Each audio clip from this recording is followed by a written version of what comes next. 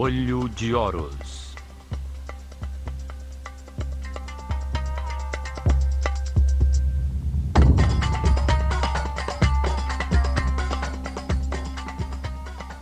Sétima parte. Dendera, o amanhecer da astronomia.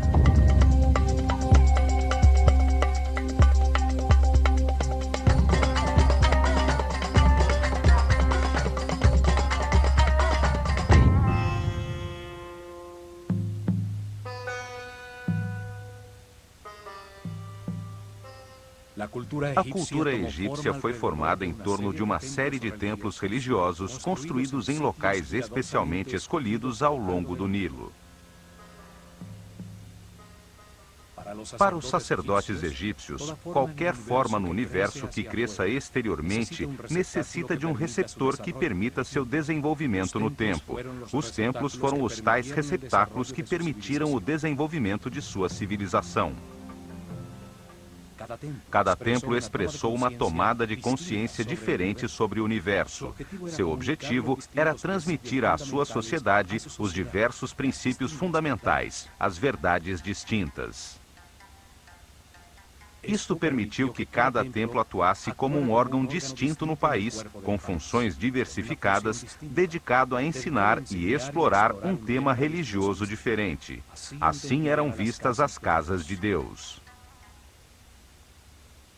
Durante milhares de anos, as fronteiras do reino dos faraós no Egito, discípulos da sabedoria dos sacerdotes do Olho de Horus, foram respeitadas por todos os impérios asiáticos. Nunca quiseram ampliá-las e em seu interior existia um lugar de paz se comparado à anarquia universal. O declínio começou com o desaparecimento de seus mais altos sacerdotes, após Moisés, o último de seus grandes iniciados, ter atravessado o Mar Vermelho, e terminou com o caos, a destruição de seus templos e o extermínio realizado pelo persa Cambyses II. Após a morte de Ciro, o maior governante da Ásia, e que manteve uma relação de paz e respeito com o Egito, seu filho Cambyses II assumiu o poder para comandar o exército mais poderoso da época. Era um déspota cruel e brutal, que odiava a sabedoria, a estabilidade e o poder dos faraós.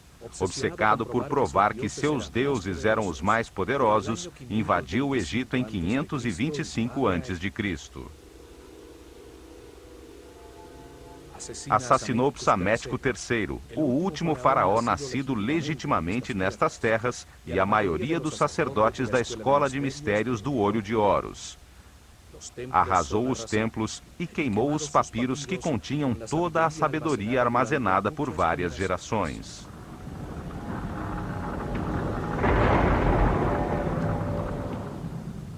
O conhecimento se converteu em escuridão, e a antiga sabedoria egípcia desapareceu junto com seus altos sacerdotes.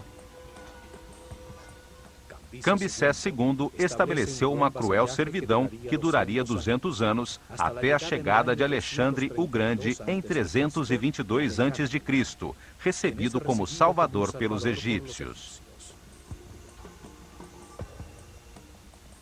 Alexandre ordenou a reconstrução de seus templos e, após sua morte, Ptolomeu I, um de seus generais, deu início às dinastias ptolemaicas que viriam reinar por quase 300 anos.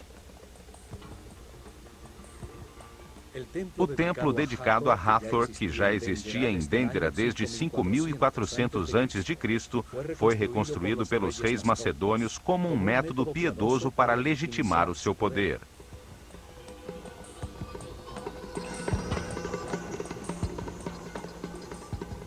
Hieroglifos encontrados em uma de suas galerias subterrâneas afirmam que o templo foi reconstruído seguindo fielmente os planos e desenhos originais feitos pelo sábio Imhotep. O complexo religioso de Dendera está localizado a 26 graus norte de latitude. Dali partia um caminho antigo que leva ao Mar Vermelho. Posteriormente, Tebas seria construída um pouco mais ao sul. Nos primórdios de sua civilização, na noite estrelada de um solstício de verão, num terreno sobre o Nilo, cuidadosamente escolhido por sua relação com as estrelas, realizou-se uma cerimônia chamada Putser. O faraó do Egito e o sumo sacerdote da escola de mistérios do Olho de Horus, rodeados por toda a população, avistaram um grupo de estrelas sobre o polo norte do planeta. Eles a chamaram Constelação de Tuaret, e seu símbolo foi uma hipopótama vermelha. Em nosso tempo, chamamos esse grupo de estrelas de Dracones, e seu símbolo é uma serpente-dragão. A mais brilhante de todas era a Alfa Draconis, a estrela que nessa época se localizava exatamente sobre o eixo de giro do planeta e que 4.320 anos depois foi substituída por Polaris, a que atualmente guia nossos navegantes.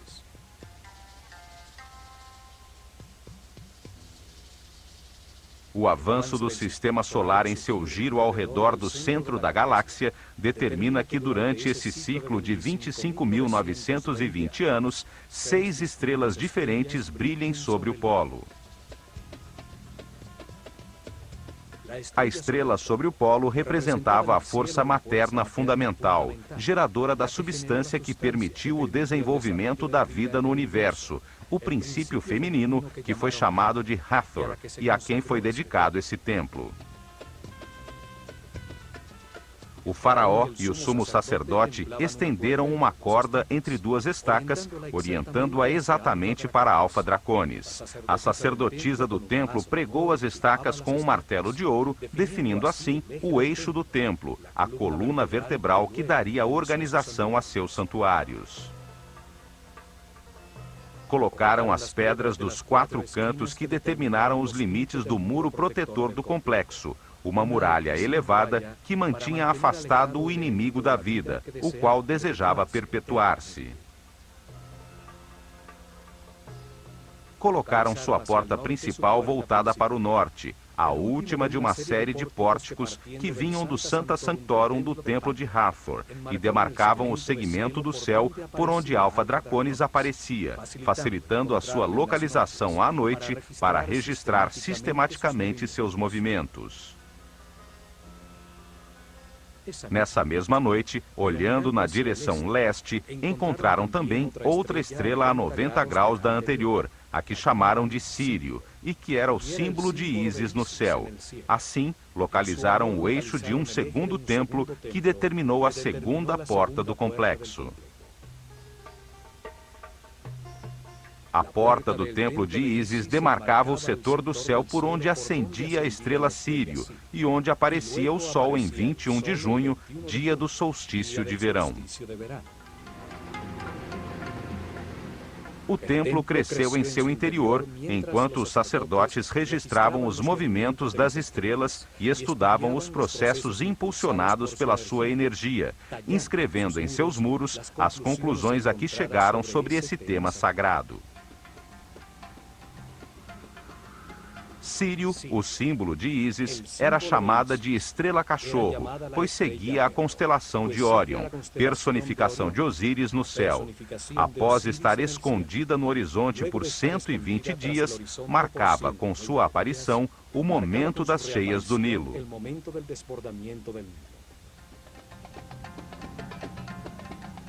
Então permanecia visível durante 40 dias, o mesmo tempo que duravam as inundações. Esta correlação fez com que Sírio se tornasse muito importante para a vida do país, que dividia o ano em 3 estações, chamadas de tétrames, que eram determinadas pelas enchentes do Nilo.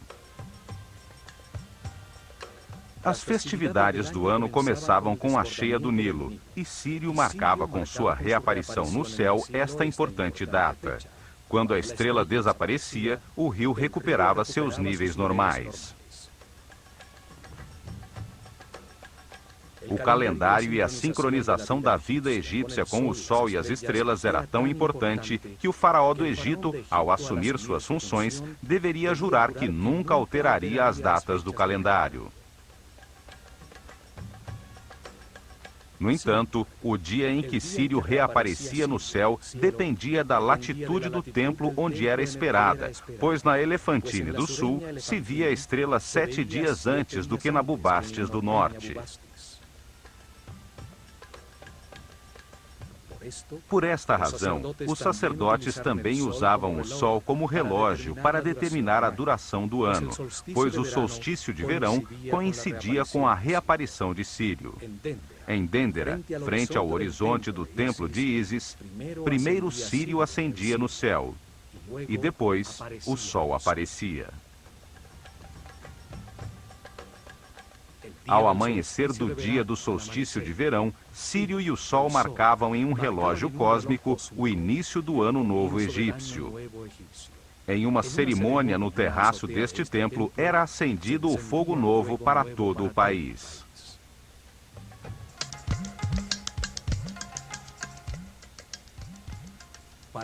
Para entrar em Dendera, é necessário atravessar uma série de construções erguidas pelos romanos durante os reinados dos imperadores Trajano e Domiciano. Uma série de quiosques de cada lado demarcam o pórtico norte, embutido nos muros que protegiam o lugar.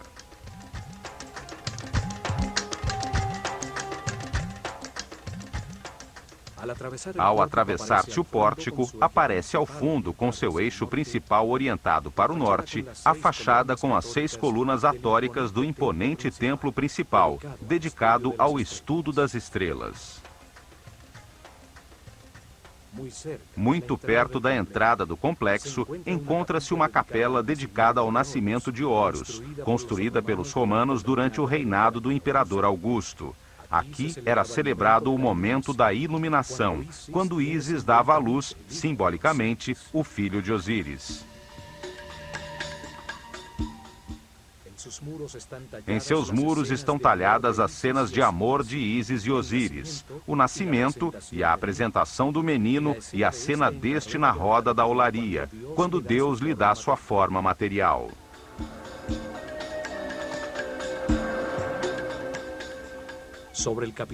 Sobre o capitel de suas colunas está representado o deus Bes, protetor das grávidas e que favorece ao nascimento das crianças. Ao sul desta capela, encontram-se as ruínas de uma basílica cristã construída no século V depois de Cristo, época em que os rostos dos personagens sagrados foram cuidadosamente destruídos nos muros dos templos. Mais próximo ao templo principal surgem as ruínas de um sanatório, onde se internavam os doentes que vinham ao templo de Hathor em busca de cura. Os sacerdotes do templo usavam seus conhecimentos de medicina para ajudar ao povo no plano material. Hathor, a força feminina multiplicadora da vida, era reverenciada como uma figura compassiva. O povo percorria grandes distâncias para orar em seu templo, banhar-se em suas piscinas sagradas e receber os remédios e cuidados de que necessitavam. O complexo de Dendera podia abrigar milhares de pessoas, e no interior de seus muros existia outra série de construções que reunia padarias, cervejarias, cozinhas, armazéns, silos, as dependências dos sacerdotes e iniciados, em centenas de abóbadas como esta localizada em Tebas.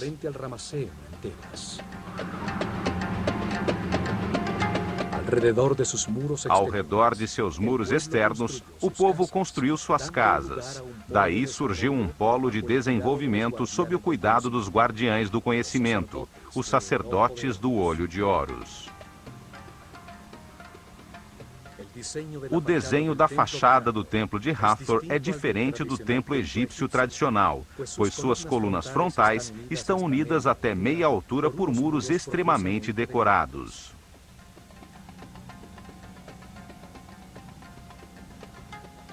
Seu acesso se faz através das 18 colunas do Salão da Vida, que sustentam um elevadíssimo céu raso, totalmente talhado com informações sobre os astros e seus movimentos, sendo a abóbada deste céu sustentada simbolicamente pelas colunas de Hathor.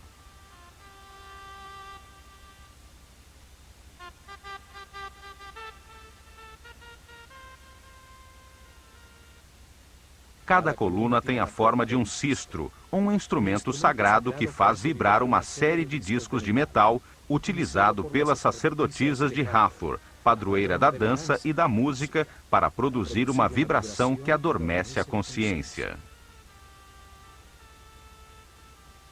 No alto, o capitel está formado por 4 rostos de Hathor talhados, cada um olhando a um ponto cardial, simbolizando que sua força pode ser sentida em todas as partes do mundo.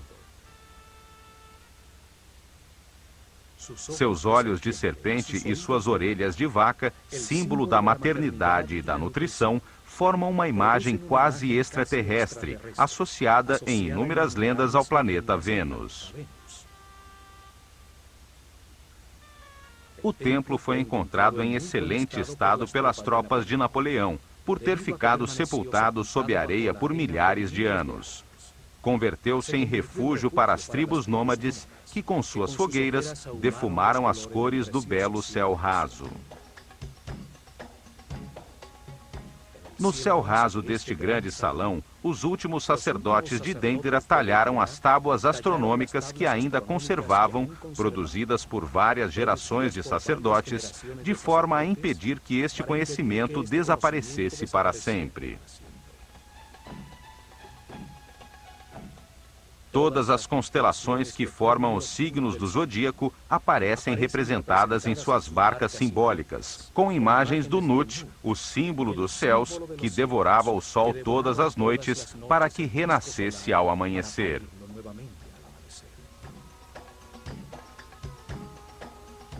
Os sacerdotes decidiram transcrever nos muros destes templos alguns papiros importantes, como os registros astronômicos que foram salvos da destruição de Cambises, com o intuito de preservá-los para as gerações futuras.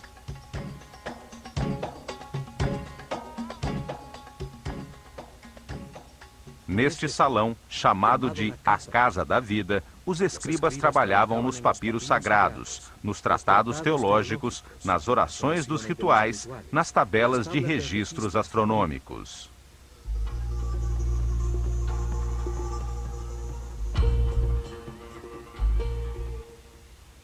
A arte, a teologia, a magia, a astronomia e a medicina foram ensinadas aos discípulos da Escola de Mistérios neste grande salão. Aqui foi registrada a mudança regular e sistemática das constelações circumpolares para acompanhar a precessão dos equinócios. Atravessando o altíssimo salão, chega-se ao Salão das Aparições, uma câmara mais baixa sustentada por 6 colunas, de onde surgia da penumbra de seu santuário a brilhante estátua dourada da deusa Hathor, ao sair para as cerimônias religiosas e procissões. Na sua parte superior, encontram-se as capelas dedicadas a Osíris, o símbolo do processo de aperfeiçoamento vivido por todo ser humano através da reencarnação, para transmutar em muitas vidas sua animalidade original e se converter em um super-homem. Uma das capelas tem o famoso zodíaco de Dendera, que ilustra como ocorre este processo enquanto o sistema solar dá um giro ao redor da galáxia, e a outra ilustra o mito de Osíris. Em torno deste salão se encontram os 6 salões dos rituais diários. O primeiro guardava os objetos dedicados ao culto. O Salão da Purificação, que tem uma porta que conduz ao lago sagrado, era utilizado ao amanhecer em seus rituais de limpeza.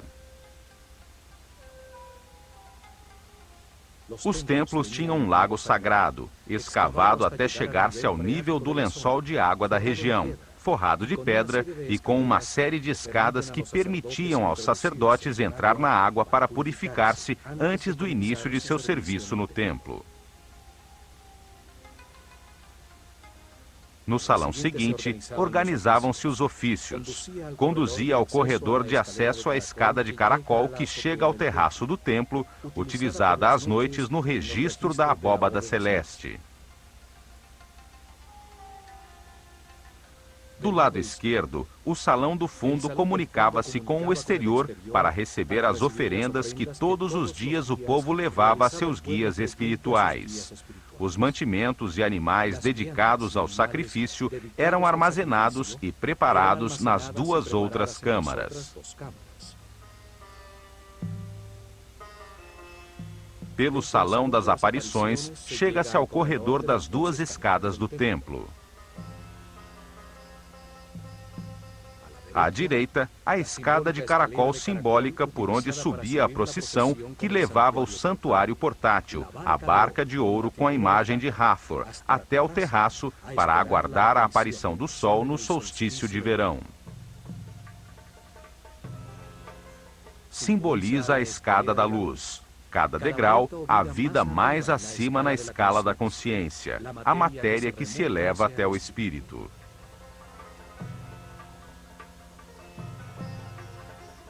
E à esquerda tem-se acesso a uma longa escada reta por onde descia a procissão trazendo o fogo novo. A escada reta simboliza o espírito que baixa novamente à Terra para condensar-se na matéria, com o objetivo de viver experiências que lhe permitam compreender o universo. Atravessando este pórtico, chega-se à antecâmara do santuário, onde ardia o fogo, o instrumento dos deuses, a primeira substância do universo, a forma mais elementar da matéria. Ali faziam as oferendas a Hathor, o princípio feminino gerador da vida no universo.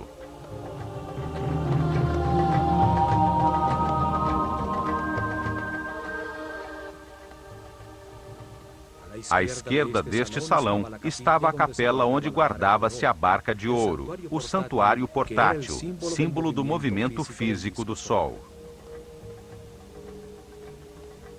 A barca da vida era usada para levar a imagem de Hathor no dia da lua nova, no terceiro mês do verão, durante o festival do Belo Encontro, em uma procissão florida pelo Nilo até o templo de Horus, em Edfu.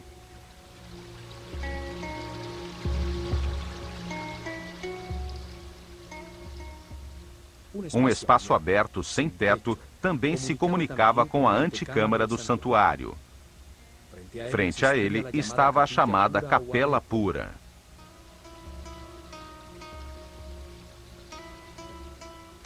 As figuras simbólicas eram levadas a este espaço aberto para que renovassem suas forças ao serem recarregadas com a energia solar. À medida que se adentra, o templo torna-se mais escuro, os tetos mais baixos e as portas mais estreitas. O chão se eleva para demarcar claramente o santuário até a estrela Alfa Draconis, sobre as cabeças dos espectadores das cerimônias. E, finalmente, no mais profundo do templo, sobre seu eixo principal, chega-se a seu coração, seu espaço mais sagrado, o lar de Hathor. Sua figura de ouro, a carne simbólica dos deuses, com seus olhos de pedras semi-preciosas, ficava encerrada em um pequeno tabernáculo.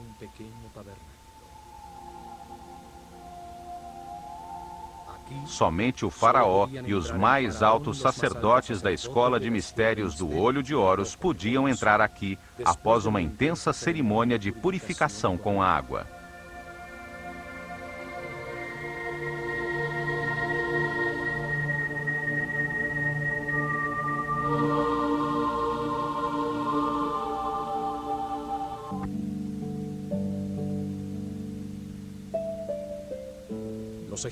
Os egípcios entenderam que, como todos os seres no universo, Deus tem uma parte masculina, emissora, da qual flui a informação, e uma parte feminina, que a recebe para gerar com a sua substância tudo que é criado. Ao Deus masculino deram 3 nomes. Chamaram-no Atum, quando ainda não havia criado o universo e permanecia não manifesto. Chamaram-no Ptah, quando organizou e criou o universo, as estrelas, os planetas e os reinos naturais. e chamaram-no Amon-Ra, quando sobre toda a criação deu lugar à consciência do homem. De forma similar, também deram 3 nomes à sua parte feminina.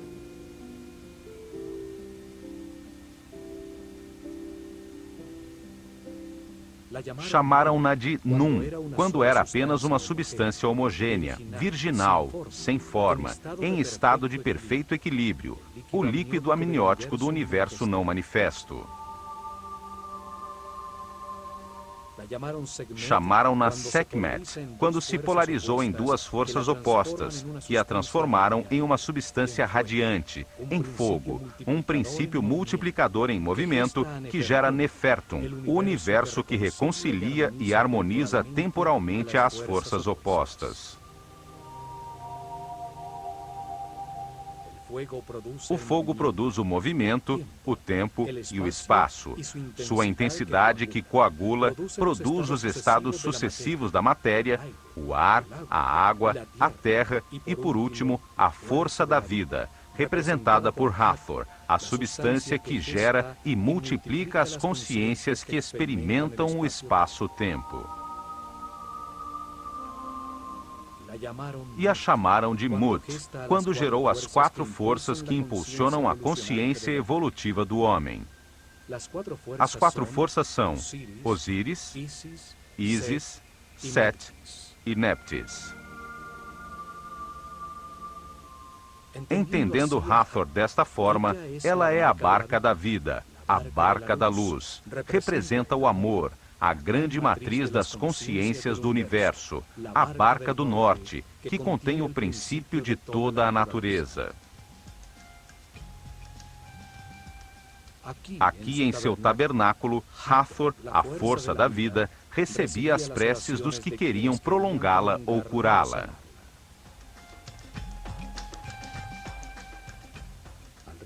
Em torno do seu Sancta Sanctorum, um corredor perimetral aos muros do templo dava acesso a uma série de capelas, espaços sagrados dedicados a todas estas forças fundamentais.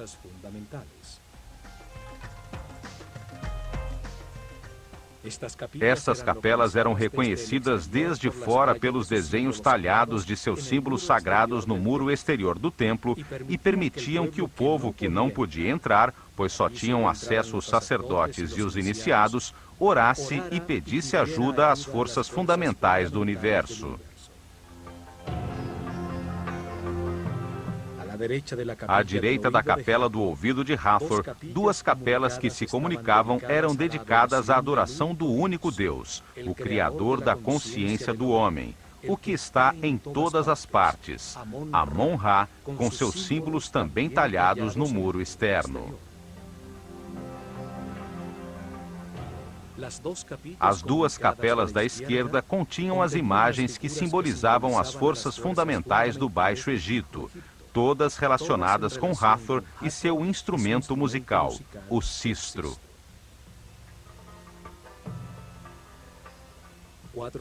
4 santuários à direita, dedicados a Horus, a Sokar, a Ísis e, por último, ao Nomo de Dendera, o patrono ou santo da região do Egito onde se localizava o templo.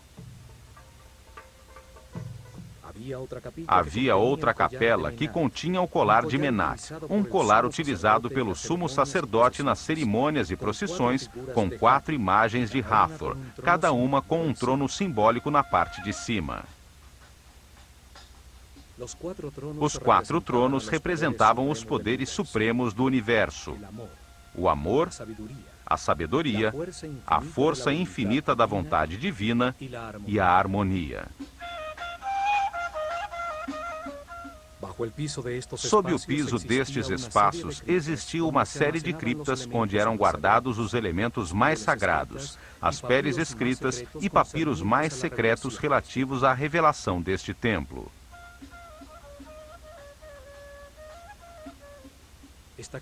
Estas criptas têm uns misteriosos baixos relevos de Horus que sustentam uma espécie de flor com uma serpente em seu interior. Teorias científicas afirmam que se trata das lâmpadas que utilizaram para iluminar suas câmaras e construções sob o solo.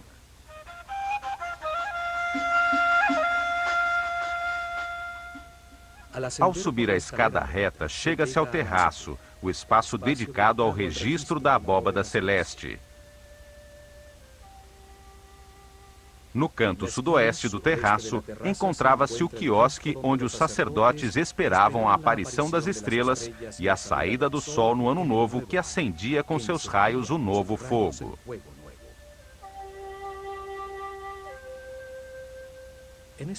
Nesta pequena cobertura do terraço, os sacerdotes se reuniam às noites, dividindo a abóbada celeste em setores chamados nomos, com o objetivo de identificar os movimentos relativos do firmamento e do planeta. Os sacerdotes de Dendera eram chamados de Cabirim, os medidores do céu. Eles registraram a primeira carta celestial, a que marcava as posições relativas dos Mazarotes, os fogos do céu. A astronomia surgiu em Dendera. Astro significa estrela. Astronomia significa logos, ou conhecimento das estrelas. Por este terraço chega-se às duas capelas dedicadas a Osíris, o princípio divino que simboliza a evolução, através da reencarnação de todos os seres humanos. Nelas é descrita a lenda em que seu irmão Sete, para ficar com seu reino e com sua mulher Ísis, o corta em 14 pedaços e espalha as partes de seu corpo por todo o Egito. As talhas mostram o momento em que Ísis, após reunir seus pedaços, suspensa no ar sobre o falo de Osíris, sob a forma de um falcão fêmea, consegue, em uma comunhão espiritual, engravidar e dar à luz a Horus.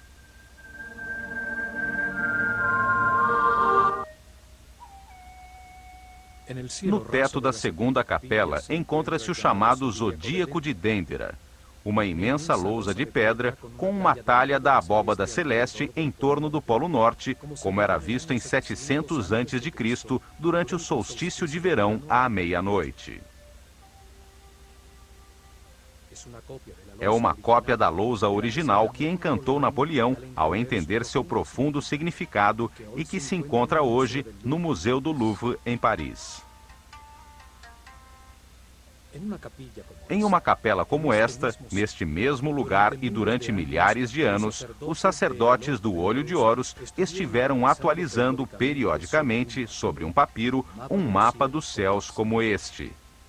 A cada solstício de verão, ano após ano, por milhares de anos, marcavam a posição relativa do sistema solar e da Terra. Os sacerdotes que sobreviveram ao persa Cambyses II talharam na pedra para a posteridade um grafismo que se salvou da destruição, com uma das últimas atualizações do mapa celestial, tal como era visto em 700 a.C., durante o reinado do faraó Taharqa, na 25ª dinastia.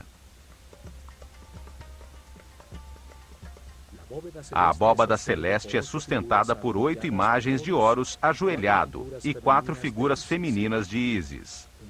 Um círculo de hieroglifos une esta disposição simétrica. Naquele momento, a abóbada celeste estava pintada de azul, ressaltando as imagens simbólicas. As varas sagradas das 4 figuras marcam um ponto perto do centro da abóbada.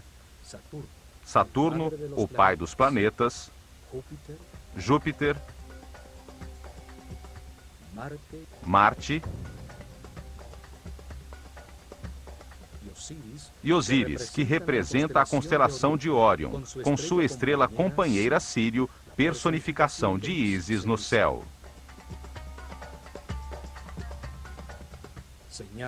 Apontam para os seios de Tuaret, a mãe hipopótama com rabo de crocodilo e patas de leão, que preside a abóbada e que representa a constelação que é chamada hoje de Draco, onde brilhava a estrela Alfa Draconis, exatamente sobre o eixo de rotação do planeta.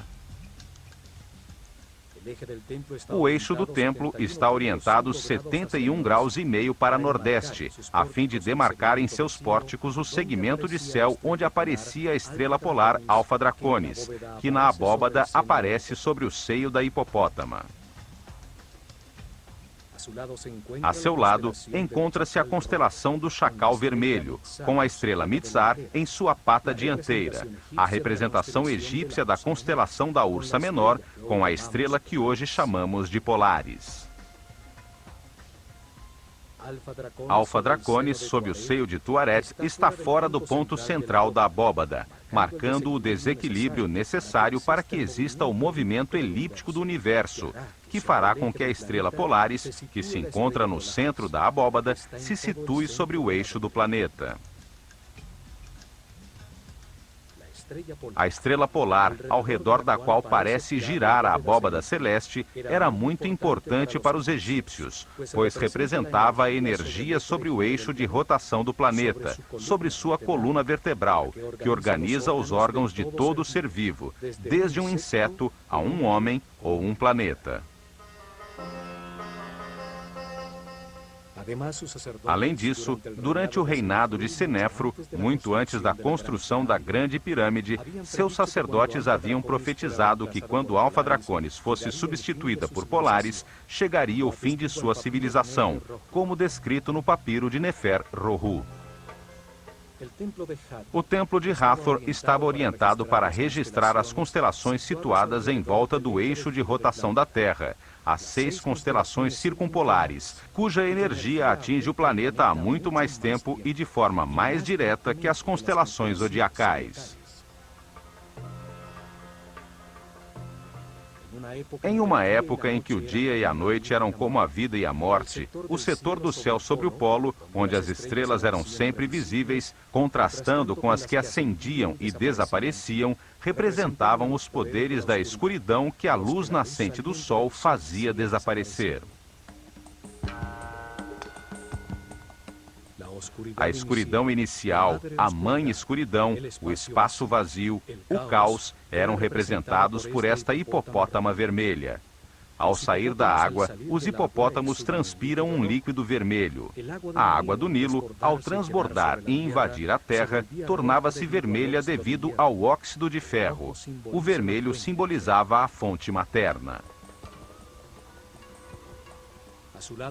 A seu lado se veem também as outras constelações circumpolares, como a constelação da Pata, com sua estrela Mesquet, hoje denominada constelação de Cefeus, com sua estrela Alfir, e a constelação de Hércules.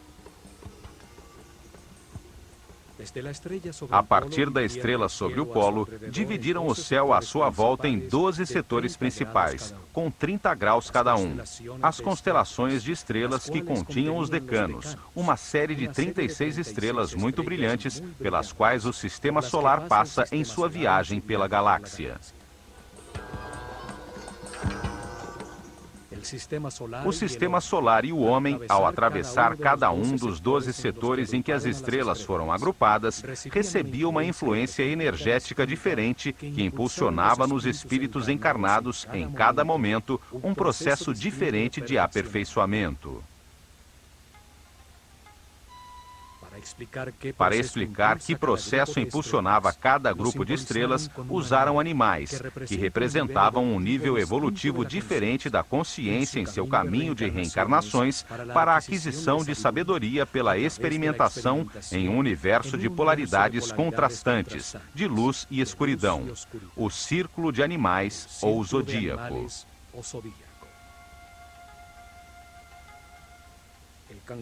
O caranguejo de Câncer simboliza o eu sinto, o animal que se retira a seu refúgio de água para digerir o seu alimento espiritual quando a consciência se movimenta de maneira incerta e começa o seu processo evolutivo experimentando os sentidos pela primeira vez.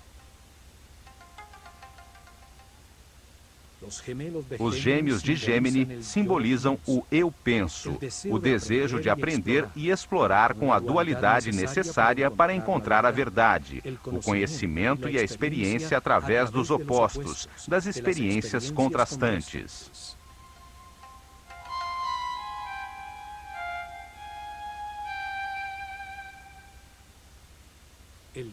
O touro de Taurus desperta a maternidade das fêmeas, impulsiona os processos com o eu tenho, as posses materiais, a raiz que permite à terra receber o poder da vida para dar fruto, a fertilidade.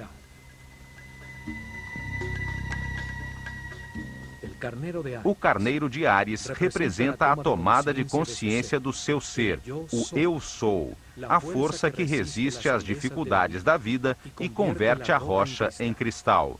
A matéria que domina a si própria e se torna transparente. É o poder de procriação que põe a vida em movimento, a primavera. Os peixes de Pícis impulsionam os processos com o eu creio, com o sistema de crenças adquiridas. É quando se submerge na inconsciência para buscar a origem de suas palavras e ações. Em Aquário, a consciência irradia os conhecimentos verificados e adquiridos por Gêmini. Leva a água das altas frequências do livre espírito aos mundos mais remotos, simbolizando o eu sei. Capricórnio utiliza esses conhecimentos adquiridos, simbolizando o eu uso, para concentrar a matéria até tornar-se transparente.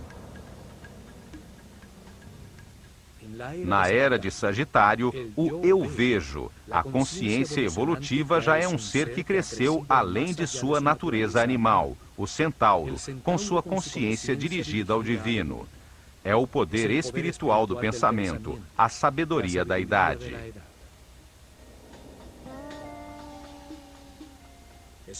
Escorpião simboliza o eu desejo. É o animal que pode se matar com seu próprio veneno. Uma era em que se vivem experiências para entender que o universo é perfeito e que se tem tudo o que é necessário para a felicidade. Não há que se desejar nada. A balança de Libra simboliza o eu equilíbrio. Aprende-se a ceder, a ser flexível ante todas as situações da vida para atingir a harmonia. Todas as experiências são medidas. Conserva-se apenas o que for valioso. Virgem simboliza o eu analiso. É quando se colhe a safra, a maternidade do universo e se vivem processos para aprender a não reagir, a pensar antes de falar. E por fim, Leão, o símbolo do eu posso, o rei dos animais, o grande pai do zodíaco, a força do fogo que verificou todas as verdades, experimentando na própria carne os resultados de suas decisões, em milhões de situações ao longo de muitas reencarnações. Neste ponto, o homem deixa de identificar-se com seus instintos animais, sua consciência deixa de ser um estábulo onde vivem suas paixões descontroladas. Abandona o círculo dos animais. Leão se projeta sobre Câncer, a porta para a escala seguinte do universo, onde, como guia dos processos de outras consciências, serão experimentadas situações de mais responsabilidade, para seguir seu caminho do aperfeiçoamento de volta a Deus. O processo evolutivo está completo quando, ao longo de muitas reencarnações, as 12 energias fundamentais são recebidas e os diferentes processos que elas geram são experimentados.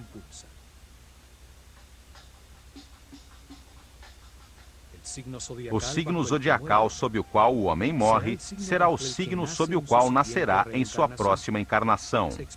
Em cada vida, experimenta diversas personalidades, sob a influência de forças diferentes, à medida em que o Sol avança em seu giro pela abóbada celeste.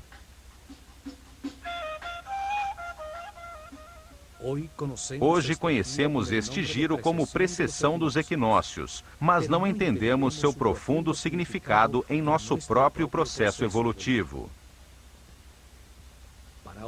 Para o Ocidente, não existe aperfeiçoamento espiritual como um processo de muitas reencarnações. Este mapa celestial comprova os conhecimentos astronômicos e filosóficos dos sacerdotes da Escola do Olho de Horus, que entenderam a vida no universo como um processo desenhado por Deus para converter um animal ignorante em um super-homem sábio. Subindo por uma escada com degraus semi-suspensos contra um muro talhado com hieroglifos, chega-se ao terraço superior do templo. Ali ainda se conservam as fendas que sustentavam os instrumentos usados pelos sacerdotes para registrar, de forma adequada, os movimentos dos astros.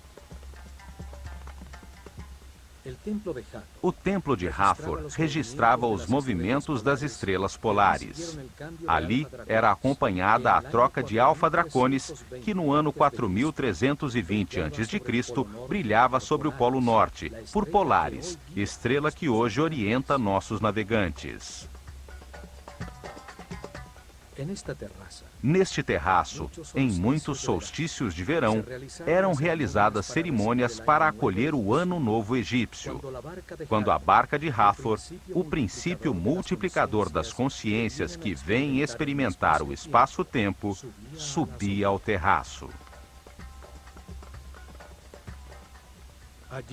Ali, os primeiros raios de sol anunciados por Sírio, ao reaparecer no horizonte, acendiam o fogo novo, a força que pôs o universo em movimento, gerando um lugar onde a consciência aprendeu o significado do amor, graças à existência do medo.